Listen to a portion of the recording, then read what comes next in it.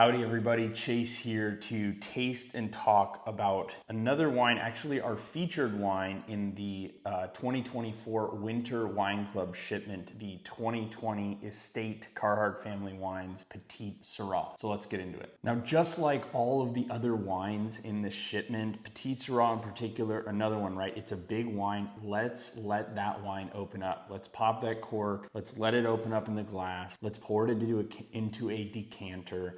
Give it 15 to 30 minutes, some amount of time to open up and just breathe a little bit. So back to the wine, a little bit of background on this vineyard. Petite Sirah is some of the oldest plantings on our property. We planted Petite Sirah back in 2010. The age of these vines are important not only because of their physical root structure, like actually the roots driving deeper into the soil over the last 10 years, but I would say that maybe it's also the winemaking. I think that we have come to a perfect unity with this fruit, and the 2020 vintage is a great example, and I'm going to go into why. I think that we are hitting a serious stride with our Petite Sirah, and the 2020 vintage, this wine in its entirety, is one of the most fun and incredible Petite Sirahs that I think we have put out under the Carhartt label in quite some time. So let's talk about Petite Sirah in general, right? Petite Sirah, the old joke, there's nothing petite about it. It's kind of a medium-sized berry, small to medium-sized berry, but it throws a lot of color. It's very intense. So a lot of wineries will make Petite Sirah, and they make this big extracted, in fact, sort of California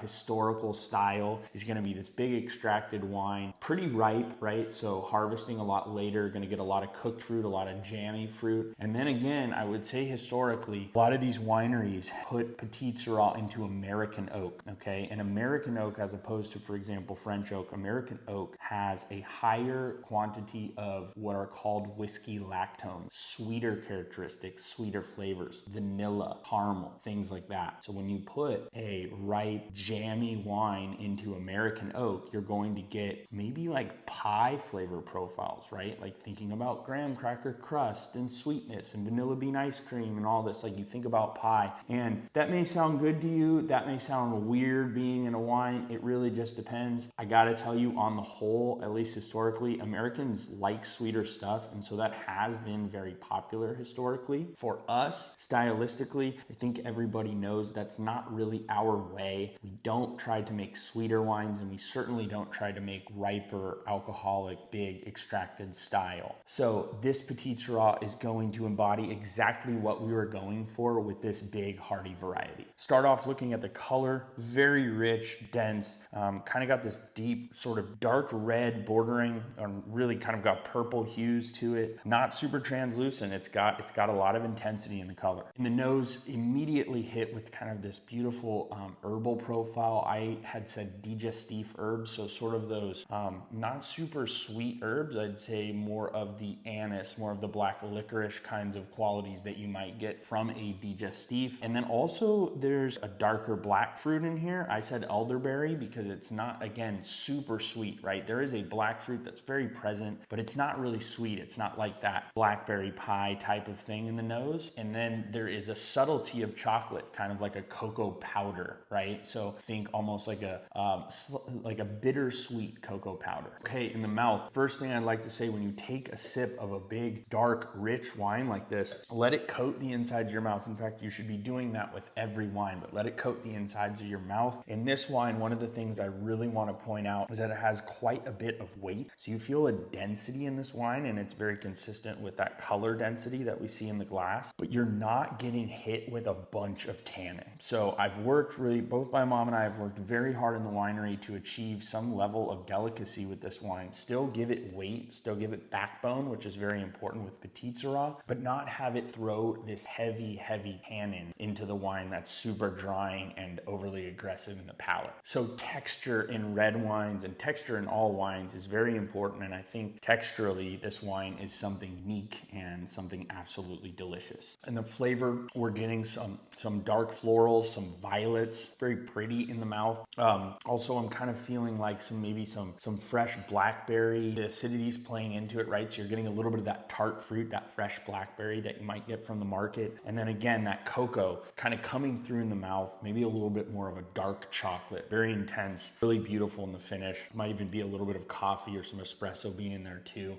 But for me, quite frankly, exactly what I'm going for with Petite Sirah. So in terms of food or cuisine, we have to consider flavor and sort of body, if you will, of the food. Because this is a heavier bodied wine and because there is a lot of flavor, we have to make sure to match those up. If we're going vegetarian, throw some vegetables on the grill, right? Create some grill marks, give some intensity to that food. This is going to need something a little bit more heavy bodied, and so having that char into the food is going to be really important. You could do mushrooms, you could do eggplant, you could do even some zucchini planks with some lemon squeezed over the tops to link up with the acidity in this wine. All of that would be good, but just make sure to get some grill marks on those vegetables. Make some spicy foods. That would be another way to go vegetarian. Do like a little spicy ratatouille or spicy vegetarian medley. Throw some black beans in there. Don't be afraid to spice it up a little bit. I think this wine can handle spice. I think that the dark fruit profile will play in nicely into that and should be a really good pairing. Now, of course, if you want to go meat, that's not going to be a problem at all. Roasted or barbecued beef is going to go very, very well with this, because just simply the protein aspect, the density of that meat is going to link up very nicely with this wine. The acidity is going to cut through fat.